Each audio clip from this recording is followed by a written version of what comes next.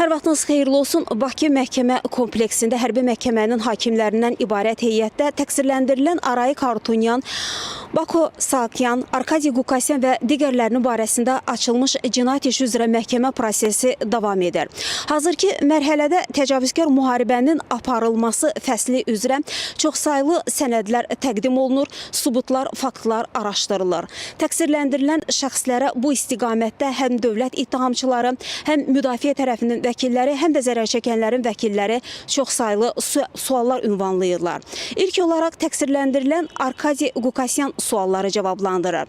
O ifadəsində birbaşa qeyd etdi ki, qondarma rejim o zamanlar Ermənistan dövlətinin birbaşa nəzarətində olub və o zamanlar həm qondarma rejimdə rəhbərliyin təyinatı, həm silahlı qüvvələrin təyinatı, həm orduya rəhbərlik birbaşa Ermənistandan nəzarətlə həyata keçirilmiş.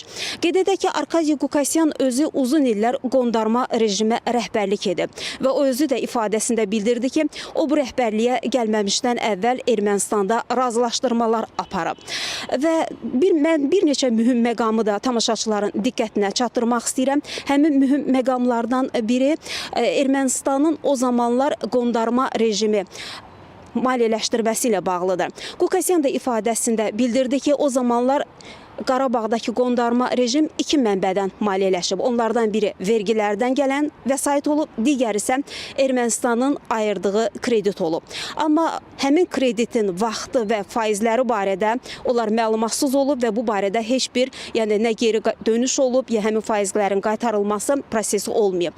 Başqa bir məsələ, həmin orada yaşayan insanlar Ermənistan Respublikasının pasportu ilə təmin olunublar və onlar xarici ölkələrə həmin pasportlarla gedib gəlirmişlər. Digər bir məsələ, həmin vaxtı Qarabağda pul vahidi Ermənistan dramı imiş. Həm əmək haqlarının ödənilməsi, həm bank hesab əməliyyatları Ermənistan dramı ilə həyata keçirilirmiş. Digər bir mühüm məsələ, yəni o zamanlar Ermənistanla Azərbaycanın işğal altında olan, o vaxtlar işğal altında olan əraziləri arasında nəzarət buraxılış məntəqəsi yox imiş və həmin vaxtı həmin sərhəddən insanlar sərbəst şəkildə istədikləri kimi gedib gəlir, sərhəd qanunvericiliyini bu şəkildə pozurmuşlar. Bu cür faktlar olduqca çox sayılıdır cinayət işində və onlar hər biri məhkəmə prosesində araşdırılır.